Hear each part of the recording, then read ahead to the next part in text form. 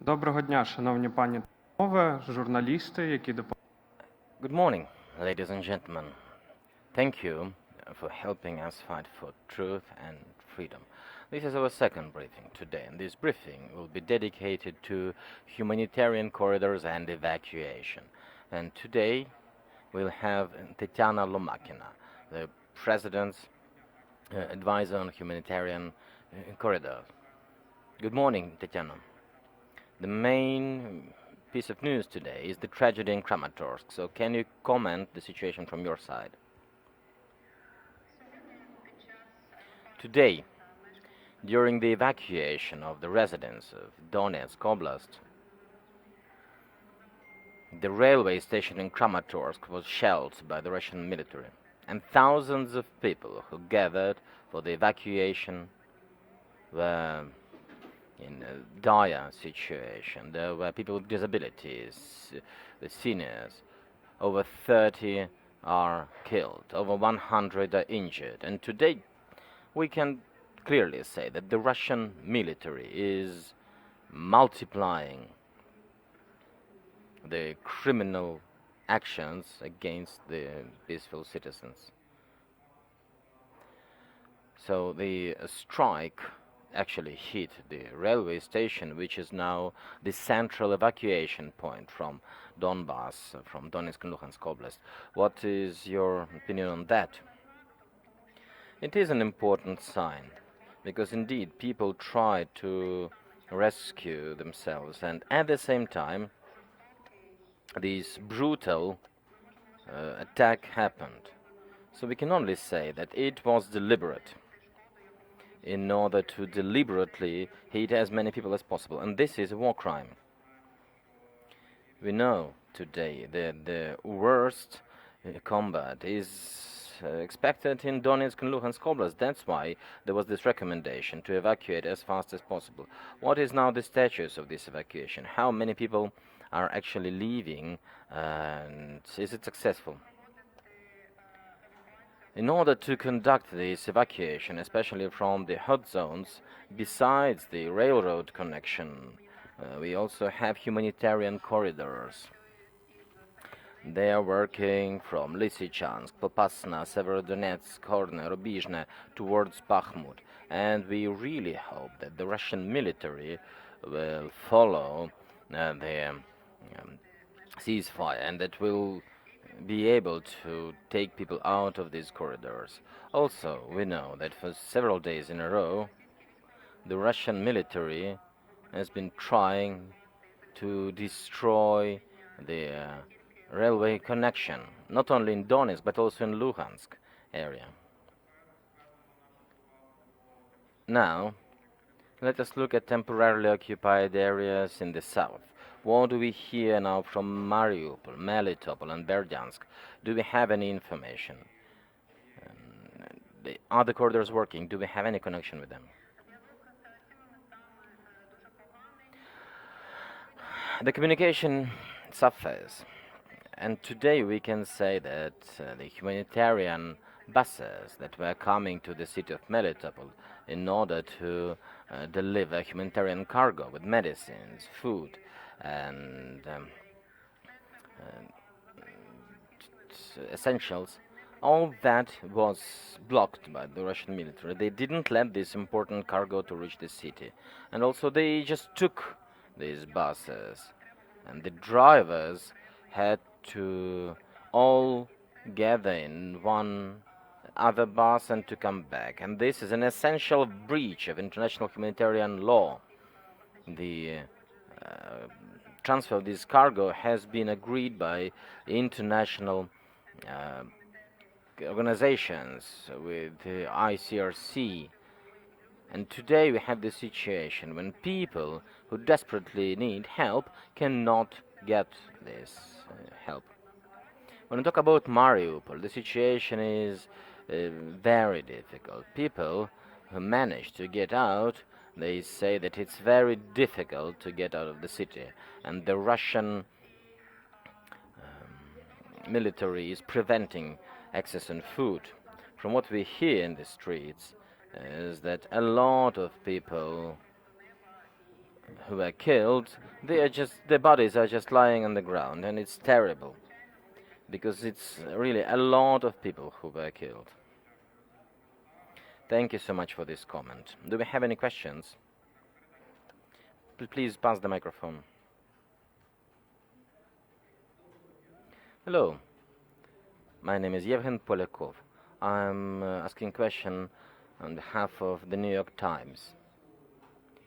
How much time do people in the East have in order to evacuate before this big combat, which is imminent? Well, this combat is planned not from Ukrainian side, and everything the Ukrainian government is doing is trying to help people today to evacuate as fast as possible, to get to safety. And if it happens like it was forecasted, we hope that more and more people are in safety. Is there any protection for the humanitarian corridors? Is the Ukrainian army guaranteeing humanitarian corridors? There is this international humanitarian law which regulates the rules of these safe corridors and safe passage.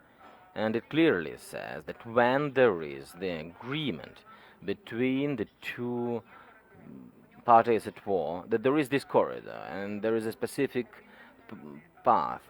And so both parties undertake not to shoot at this road, not to move military in that corridor, and not to conduct any activity in order to make sure that the civilians can access the peaceful territory. So here, both parties at war do not have the right neither to move nor to shoot at the corridor, nor to escort the convoy. And you know that the Ukrainian side is fully adhering to the ceasefire condition and facilitates the creation of these humanitarian corridors. On the other hand, we have numerous violations by the Russian military, which do not stop combat operations when these corridors are taking place. So we have situations when people who are evacuated in these buses are shelled. And unfortunately, we also have people wounded and killed. So today, it's important that the international community reminds the Russian Federation that they have to fulfill international humanitarian law, and the violation is a war crime. My last question: do you have information how many people could be evacuated today from the cities in the east, and how many people overall were wounded and killed?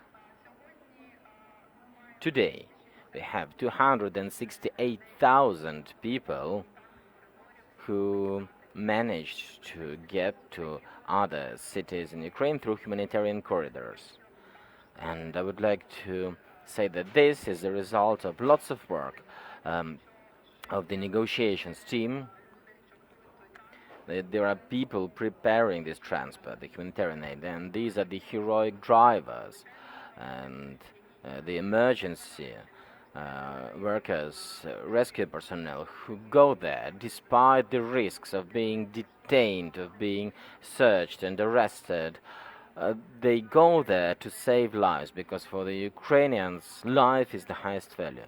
As for how many more people need evacuation, we know that only in Mariupol is about 100,000 people who are still staying in the city and who are waiting for the evacuation. And I would like to say that not a single time, despite all the agreements, Russian military have let the humanitarian aid in buses into Ukraine, into Mariupol. They block it all in Berdyansk. They do not let it to Mariupol. So Ukraine cannot get to Mariupol to provide humanitarian aid and assistance to those people who are on the rubble, who are injured, to those who need immediate evacuation.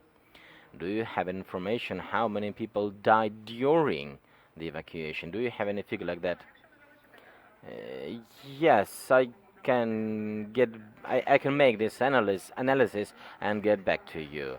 The Ministry of the Interior has these figures. Thank you. If I may, yes, after this event, we'll exchange contacts. Thank you for the question. So, Tetyana, we have the last question also about Mariupol. More and more, we've been hearing the evacuation, the deportation to Russia, forced deportation. So at the same time, they block these humanitarian corridors to Ukraine. So what do we know about this, and what is the situation? We know that from the beginning of the deportation, over 45,000 people were deported, and it's happening daily. People are assembled when they go to a location or when they want to walk on foot.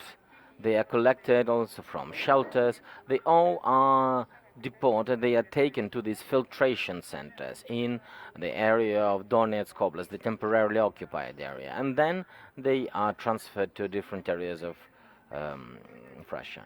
There's forced transfer from Donetsk, Kharkiv, Zaporizhia Oblast. Previously, it also has been happening in Kiev Oblast. We know that they are placed in Rostov-na-Donu, Taganrog, Orel, Voronezh, Belgorod. There are many cities where these people are transferred. And we know also that people are placed in Belarus. Now, these people are trying to come back either to Ukraine or they can get to neighboring countries. And here we can only provide recommendations. We are talking to the relatives and the loved ones. And if I may, I would like to remind the hotlines through which people can get advice and counsel and how the relatives can get out of Russian Federation. It's 1648 or 3804428788165. There's also the hotline of the Ministry of Foreign Affairs.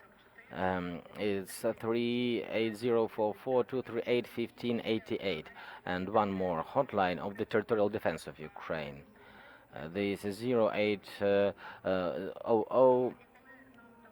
And when we have the phone call of the relatives, we explain to them how we can help people get the nearest location, a safe location, how we can get out of Russian Federation.